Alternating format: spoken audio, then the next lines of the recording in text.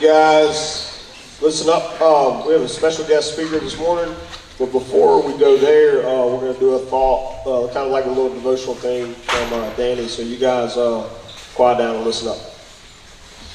Good morning, Pillow Academy. How are we doing this morning? Yeah, I love it. Okay, so yesterday we talked about where's point A on our journey with Jesus, right? It's brokenness. We got to come to terms with our own brokenness. And really today I want to just encourage you with what's coming next. Like, where are we headed, right? What's the right pursuit of our lives? And it's this. It's love-driven, lifelong faithfulness. Not driven by rules, not driven by feeling like you have to do the right things to impress your parents, but love-driven, love for God and love for people, lifelong faithfulness. Just like Paul, where he says, I finished my race, right? I did it. And now, he was talking to Timothy. He's like, hey, it's your turn. Go run your race now. My hope and prayer is as you think about that you guys think through a couple things. One, what does it mean to be love-driven? What does it mean to have a faith that is driven by love for God and love for people? And then what is it going to take for you to love Jesus the rest of your life? What are the hurdles in front of you that you need to get over so we can make it, right? So we can do this thing for the rest of our lives. Not just while you're at Pillow and your parents are telling you what to do, or you're got your uniform on, you know how to say all the right things. But what is it going to take for you to run your race for the rest of your life with Jesus and do it driven by love for God and love for people? Danny's going to be around campus today. You guys stop her and talk to her if you see her in the halls or a break in the cafeteria. She's going to be in some classrooms today and tomorrow. And then tomorrow we're going to pick up right where she just left off. We have a special guest speaker today, Mr. Brown.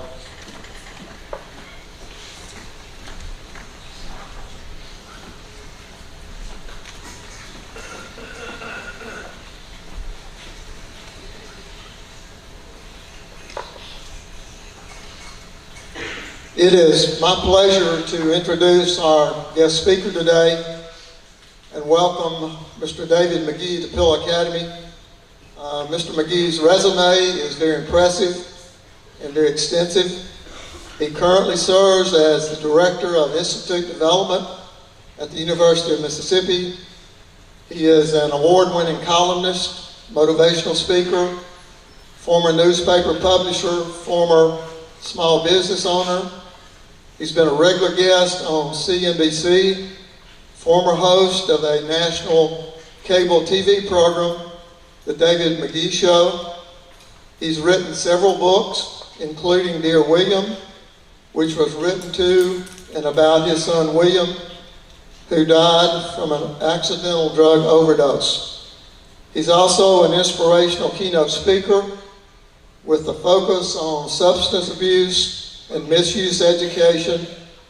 And he's also an advocate as a change maker on alcohol and drug wellness and awareness education for students. Please help me welcome Mr. David Magee to Pillow Academy.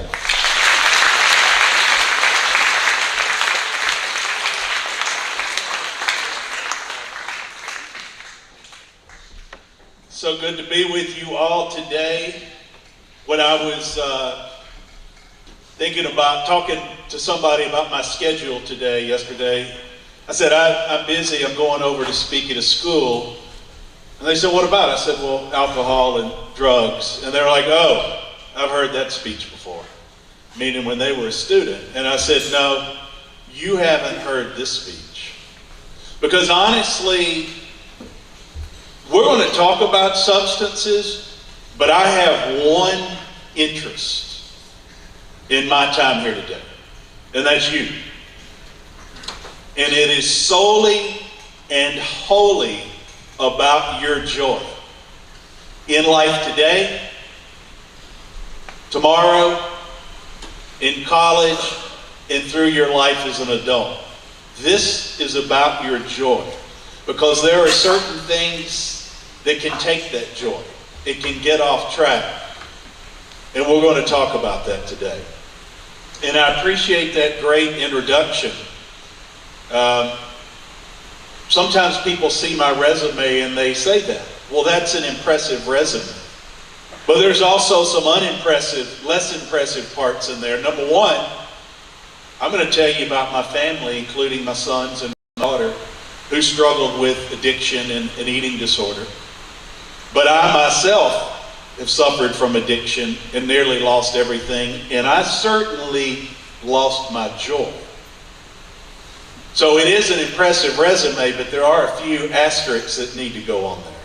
Because I too have had a hard fall, but learned how to get back up and reclaim that joy. So that's why I'm interested in coming to schools, to some place like Pillow Academy, to talk to you. And in all your time in school, you're going to get a lot of speakers. But all I would ask you today is just hang in here with me for 20 or 25 minutes. And let's have an honest conversation. Let me tell you about you a little bit in your generation. And I'm going to tell you about me and my family. And hopefully by the end of that, it will make sense and give you something to think about as you make a plan to either keep the joy you have or to reclaim your joy. First, let me start with an apology. And this is not an apology from me to you. This is an apology from my generation to you. Because things have changed. First, you grow up in an environment, in a culture that celebrates even something seemingly as simple as alcohol, like it's the end of all celebrations. There's no tailgate, there's no wedding party, there's no party, Super Bowl, concerts. Whatever we do culturally in this world, we have added the notion that it is only fun and joyful if done with alcohol. So there's no reason that your generation shouldn't be mesmerized by that and think, well, I need to be a part of that. That's on us. And we need to do better about that. But things have changed beyond that. So I was born in 1965. And in 1965, I think the average age that young people started using substances was 17 and a half, which is about the same time they went to college in those days. So people would kind of have this notion that trying substances was like this rite of passage in college. People will go off, they'll move away, and they're out on their own. There really was barely any marijuana in places like Oxford, Mississippi, Starkville, Oxford, Greenwood. But even what marijuana there was, on average, it was about 2% in THC, the ingredient in marijuana that makes you high. That's when I was born in 1965. In 1995, when my oldest was 5 years old and beginning to embark upon school age, I have some statistics over here. You can see that first number is 1995, where it begins on the chart at 4. By 1995, the THC percent had gone up to 4% on average. And this is a statistical fact because the National Center for Natural Products Research at the University of Mississippi, which has long had one of the legal marijuana fields in the country to study marijuana. Over the years, law enforcement agencies have sent their marijuana from illegal drug busts into the center at Ole Miss for testing so they could gauge what's happening with street marijuana. So we know through our center at Ole Miss that in 1995, marijuana THC had increased to 4%. We'll take a look at what's happening in 2021. Marijuana THC from street marijuana, 16%. That is an increase of 400%. And that doesn't even take into account that, street marijuana potency, yes, it's increased fourfold, but young people in particular have figured out through dark webs and social media and all the fortunate and unfortunate tools that you have at your disposal, they've also learned how to take that 400% stronger marijuana and through distillation and extraction and purification methods, often they're using marijuana at 70 to 90%, this more maximized THC potency. So it's no wonder that there's also this story out there that marijuana is not addictive. Yet I'm often asked, because of the work that I do, what's the number one surprise you have in all the conversations you get to have with college students and high school students around the country? The number one surprise I have is the number of students that come to me and go, oh my gosh, I thought marijuana wasn't addictive, but I'm using it morning, noon, and night every day, and I'm completely hooked, and it's wrecking my life. That's the surprise that I have. And a lot of that is related to this. But we're not telling you that. I mean, I'm telling you today, but culturally, we're not there. We haven't really ramped up nationally our education to meet the reality that your generation is facing. You're told to not drink and drive, and you're told to buckle up in your car, but we're kind of forgetting to tell you things have changed. Add to this marijuana, in 1995, there were really no prescription drugs running around that students were abusing en masse. It just didn't exist. I mean, a little bit, but not much. Yet today, opioids, stimulants, like, these are prescription drugs, like Adderall, Vyvanse. I'm not saying anything negative about anybody who's on a prescription and using it responsibly. Like all drugs, marijuana included, there are medical benefits for many people when used appropriately. That's not what we're talking about. But stimulants like Adderall and Vyvanse and others are incredibly abused, because 2 out of all 5 teens believe that prescription drugs are safer than street drugs. Now that's a study fact. Your generation, thus the reason for my apology to you. We haven't done enough to help you understand the realities of what you are facing. Benzos like Xanax, and these are often combined with alcohol. Folks, you may not know this, but these are all new to the market. And that's why parents and the rest of us are not very good about educating you, because they weren't part of the equation when we were younger. We had our own issues to face, but this wasn't part of the equation. And combined with this fact, which you all either know personally or you know from seeing the studies or talking to your friends around the country, we're in a youth mental health crisis because of the pandemic, loss of structure, uncertainty.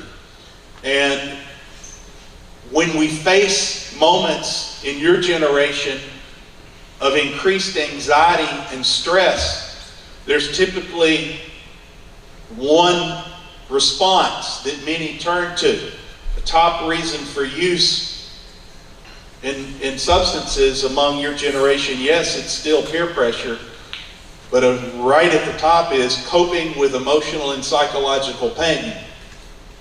So when you feel this anxiety and you feel this distress, and then opportunities come to try substances, you do it the same reason I did when I was young and as an adult. Substances change how you feel.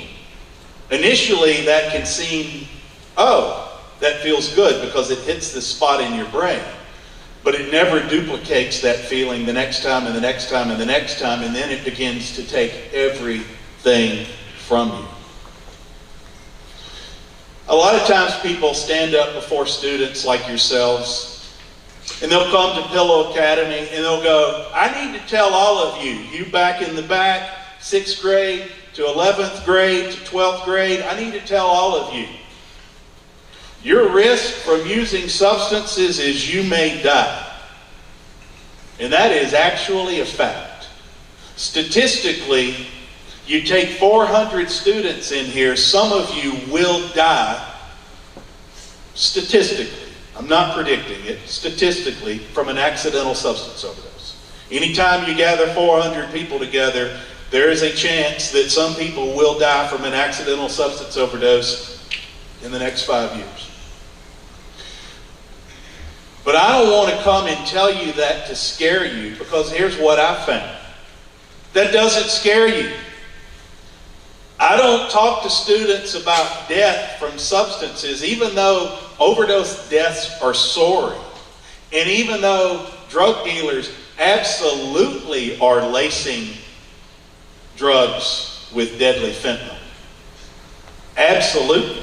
I know a young man in Jackson just this past spring who bought cocaine. It had synthetic fentanyl, and he died from it. I could tell you story after story of that. So there is that fear, but I don't find young people really respond to that.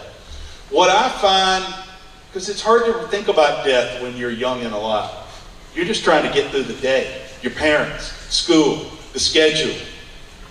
But what I find that your generation will respond to is loss of joy. Because it is a small percentage of 400 people who may die.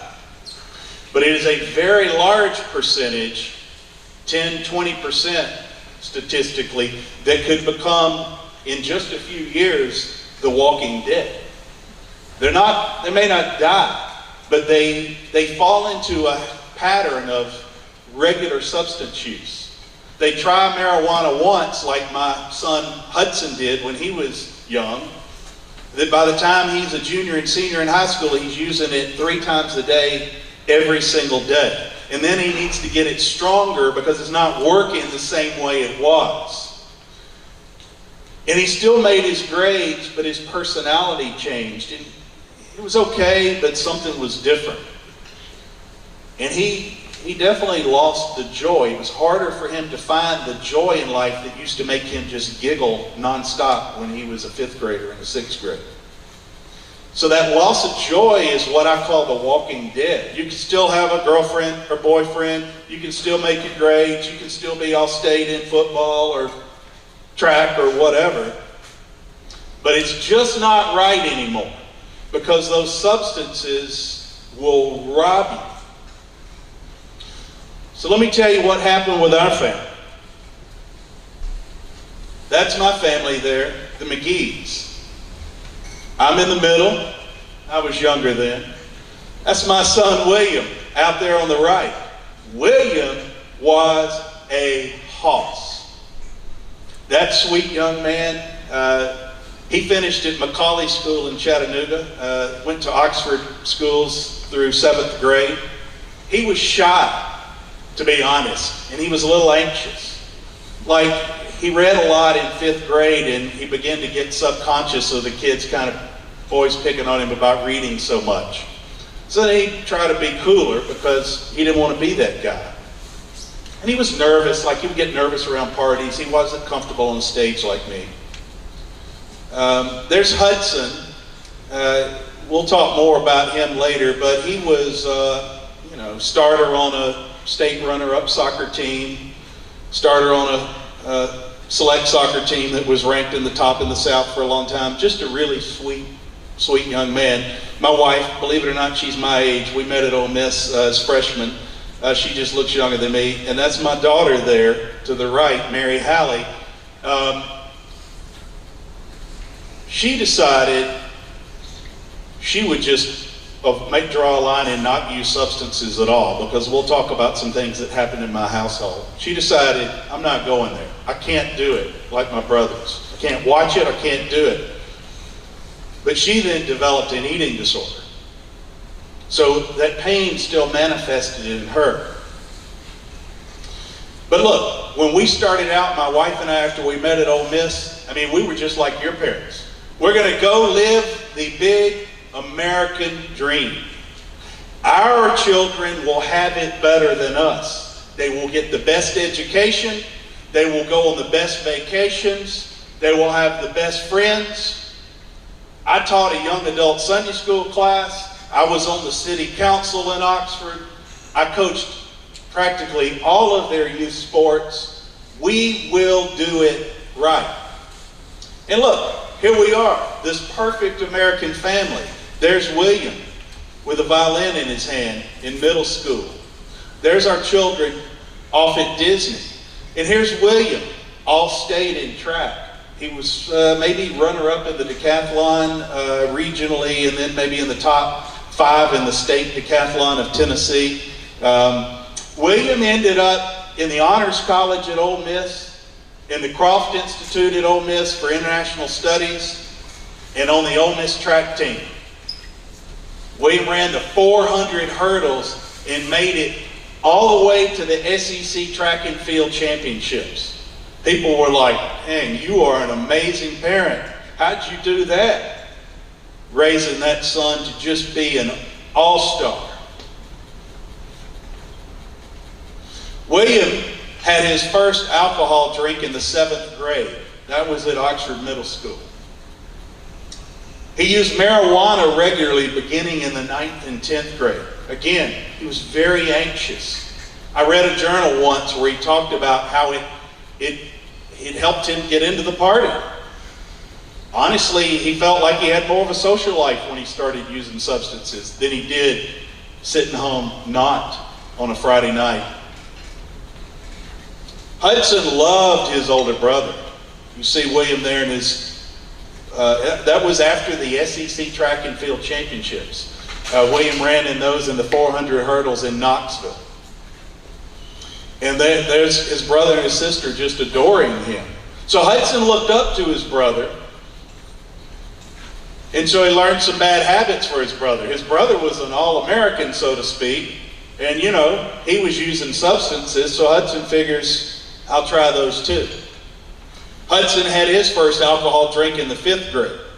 He regularly used marijuana and alcohol by the 10th grade. And as I said, our daughter, Mary Hallie, she just drew the line. I will not use substances, but it's kind of like the water in the balloon. When you squeeze it, just making that decision untreated, it's difficult. So that water in the balloon just squirted over somewhere else. And she developed a very damaging and life-threatening eating disorder. And there's me, their father, who all the while this is going on, you know, I didn't ever think that I had friends that drank more than me. So it never dawned on me that I was instilling a culture of substance use in my house. But yet, every day at 5 o'clock, I was looking for a drink. And every Friday night, friends invited me over or to a party or to dinner, and we never thought about going without alcohol. In fact, as I began to look back at my life, everything I did beyond work, if it was fun, involved alcohol. So why would I think that my children would be any different with substances? Where it really got bad for me is at the age of 44, I was going through something in life and I couldn't finish a book I was writing for the first time, and I was adopted, so I was like just finding out who my real mother was, and my wife was like, you might need to go see somebody. You know, I'm a man. The concept of going to see a therapist, I wasn't really into. But she kept pushing and I went to a psychiatrist. But here's the problem. I wasn't honest with the psychiatrist and I wasn't honest with myself. So they're like, what's wrong? What I didn't tell them is that I often feel inferior and bad about myself. Sure, I'm hosting a national TV show. Sure, I've written a best-selling book in India, in France. But I feel like a fraud sometimes. I feel like an imposter. I think my talent is not really that great. I'm not sure about who I am or what my purpose in life at the age of 44 is. And so generally, I'm a little bit wayward. I didn't say any of that because I was having a hard time admitting that to myself. What I said was, I can't finish this book I have under deadline. So he goes, well, I'll tell you what. I got something for you. Have you ever heard of Adderall? I said, well, sort of. Well, I've got a prescription for it. So I take it at the age of 44. It lit me up like I was on fire. I'll never forget that feeling. I went home and I told my wife, this is the best drug ever. In 30 days, I finished that book. Had I been in graduate school, I would have made straight A's. But here's the thing, that lit my brain up so much. I was always afraid of illegal drugs. I was just that guy. But I went back to the doctor in 30 days and I talked him into doubling or tripling the prescription. I don't remember what it was, but I talked the doctor into going to the top of the zone of what he was allowed to prescribe in an Adderall prescription. And I took it. And then soon it didn't quite work the same. But I couldn't really abuse it beyond that because I was just relying on that doctor's prescription.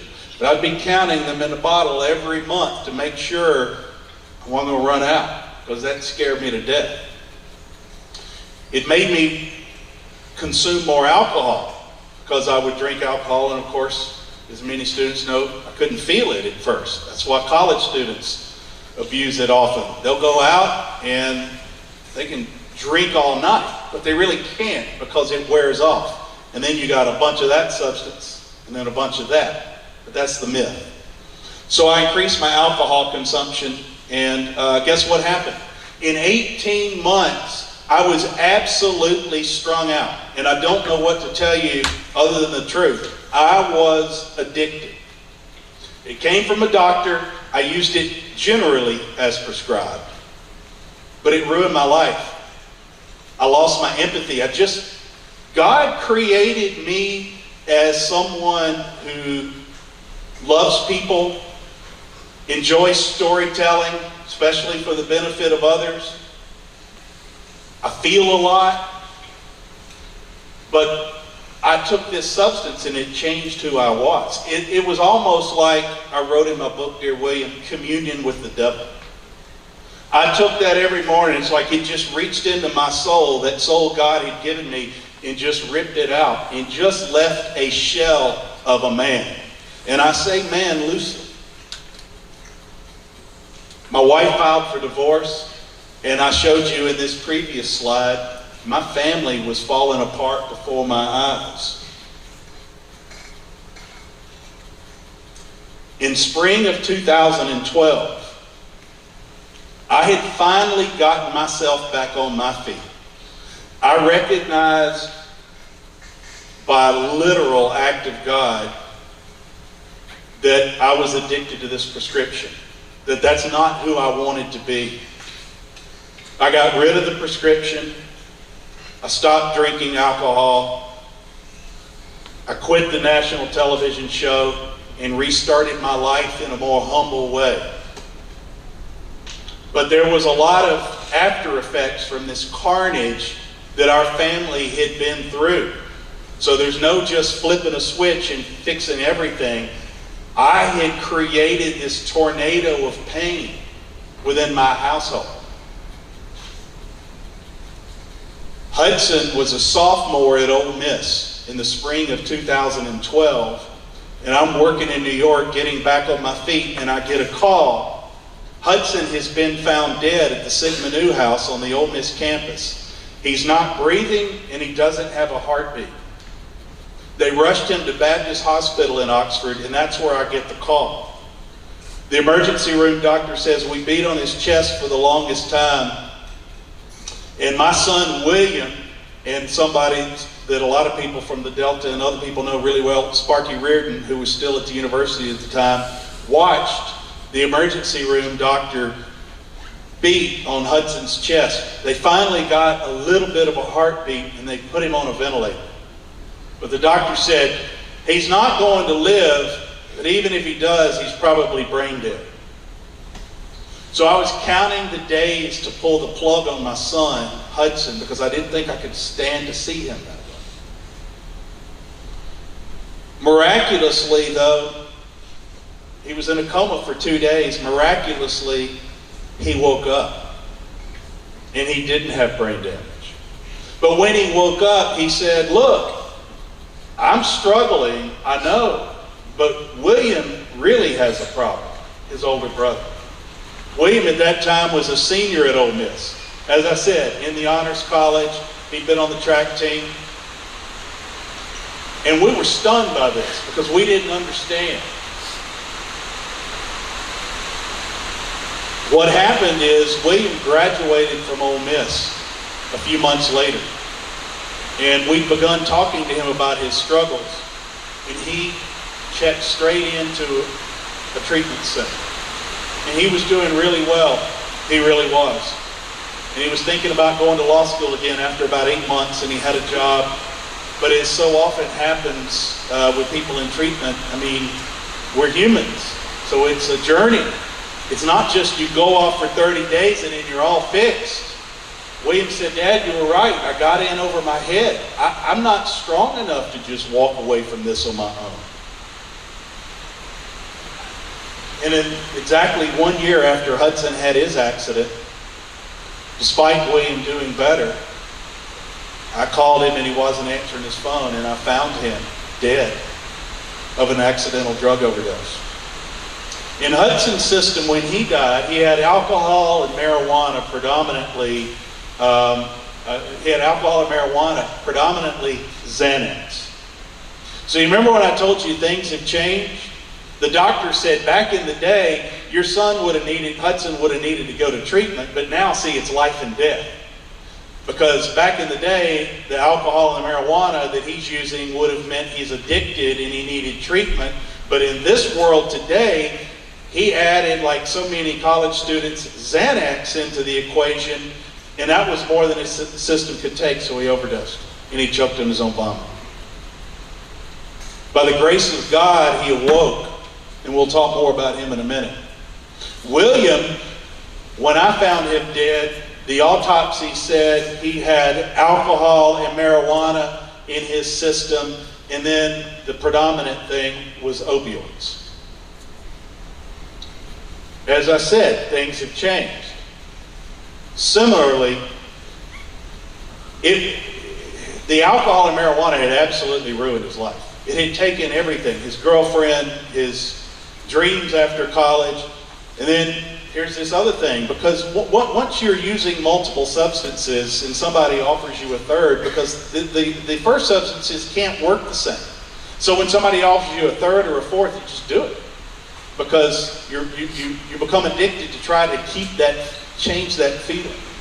And so opioids helped kill William. But I'm here to tell you a story of hope. Our family had enough. We lost my son William and we could not get him back. And I miss him each and every day, and it almost brings me to tears telling you that. But he wanted to help people one day when he thought he could get better. And our family decided that when we could, we would make helping others part of our story and our journey. But we couldn't just make that decision. We had to do the hard work. And we had to draw a line in the sand that our life had to change as it was. We wanted joy. I remember joy. I remember what giggles were like in relationships with others, where you talk to them human to human without the pressures of doing whatever. And I wanted that back, and so did my wife, and so did my children.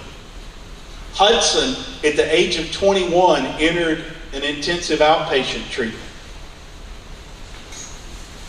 He changed everything about his life, which isn't easy to do at 21. He found new outdoor hobbies like rock climbing.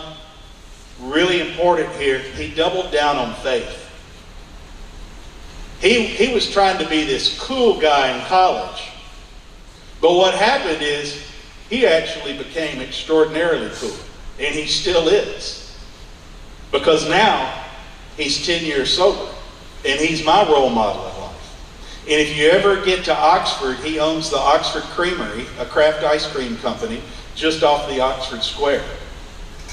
He's married, has a young son, and you know, he changed his relationship with friends. I mean, a lot of his friends that he used substances with, he would see them for lunchtime and say, I love you. How's it going, dude? But none of this hanging out after hours at night. They could just go do their own thing. He just made a decision, backed by the strength of God's grace, that he would use the talents that God gave him, and he would find the strength to walk his own path. And it changed his life personally. It changed his life professionally. He's very successful, and he's just a really good person, because he is the person now that God created him to be. And that's why I come talk to schools, because I see the difference. I see the difference it made in my life. When I quit substances, I finally wrote the book that I dreamed of writing. I had the career that I dreamed of having.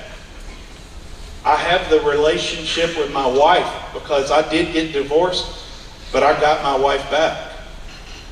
And I have the relationship that I dreamed of having.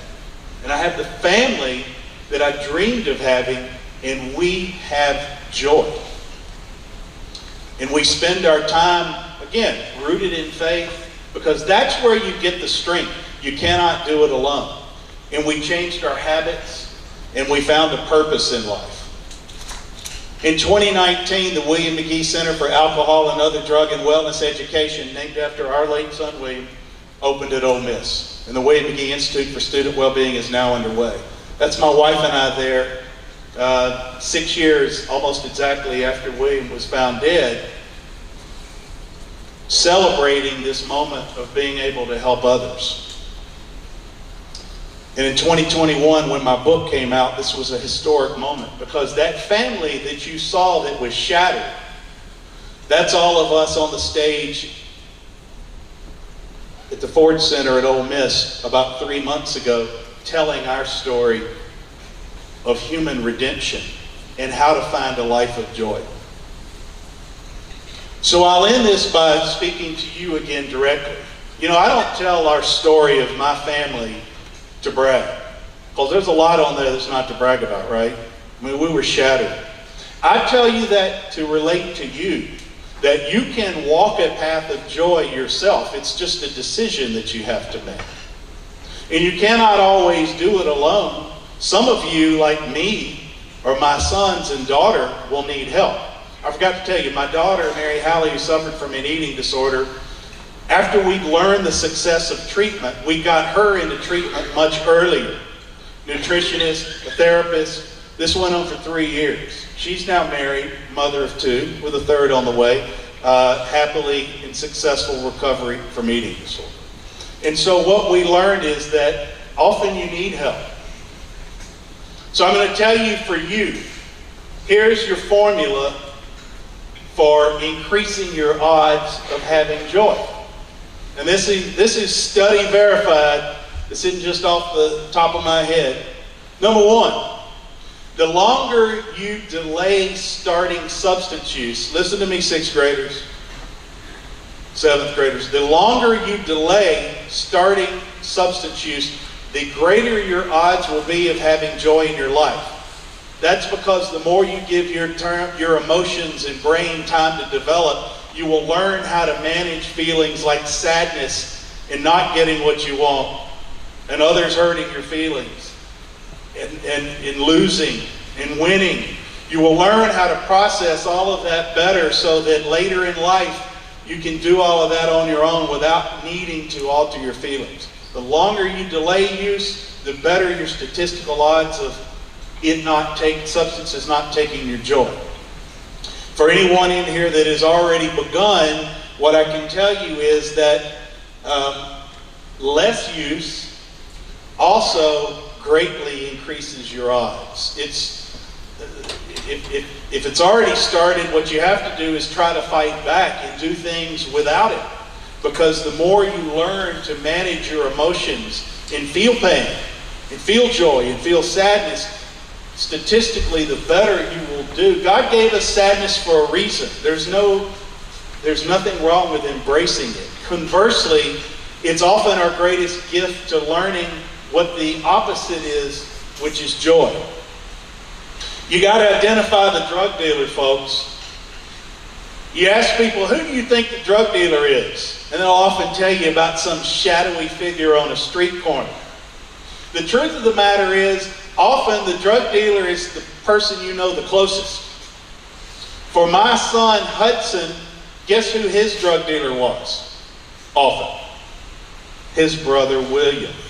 William loved his son, his brother Hudson, so much, but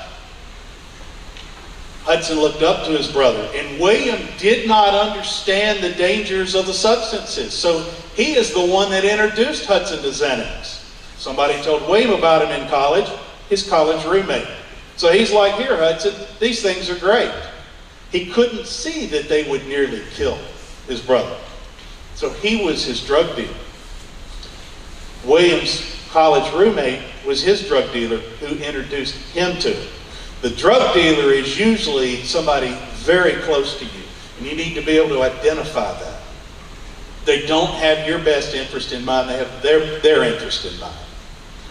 Counseling works. Earlier and the more the better. I'm so impressed by this school, folks. You hear me? Pillow Academy is a special place. I get to a lot of schools. This school has you at heart. If you feel any struggles around substances, you have the ability to go to administrators, coaches, teachers, whoever you are close to, and it be totally non-punitive, and find and get support you need to keep your life on track. Counseling works. It works. But it works the earlier and the more, the better. You have such a gift to go to this school. Thank your parents. Thank anybody that helps make that possible, because that's not the case at a lot of schools. Take advantage of that. It also helps to earn what you get, when possible. We humans are better when we are providing for ourselves. Whenever you can learn to get a part-time job in the summer, whatever that means, the more that you can keep yourself busy and learn to contribute to the things that you want, the earlier statistics show, the more joy you will have and the less time you will be likely to stray into not healthy habits that steal your joy. Vigorously pursue passions. We humans are happiest when we're striving for something. That's why we do so well in school when we're on teams, when we're on drama, different clubs. We have something we're working for. That structure matters. I think what's getting squeezed off the bottom here, which is really important, is faith. I get to work with adults, students, just as a hobby around the addiction space and substance space and mental health. I want to tell you, I'm sure there are people out there that find sobriety or find a life away from substances that faith isn't a cornerstone. But I have to be honest, I talk to hundreds and thousands of people. I actually do not know that person. Everybody I know has faith as a backbone of that. There is a reason that faith has been a part of our lives and that we continue to share that story with others. It's because God's grace can give us a strength in believing in something bigger than ourselves that gives us the grace and the freedom and the power to be who we are called to be. I have gone on far too long.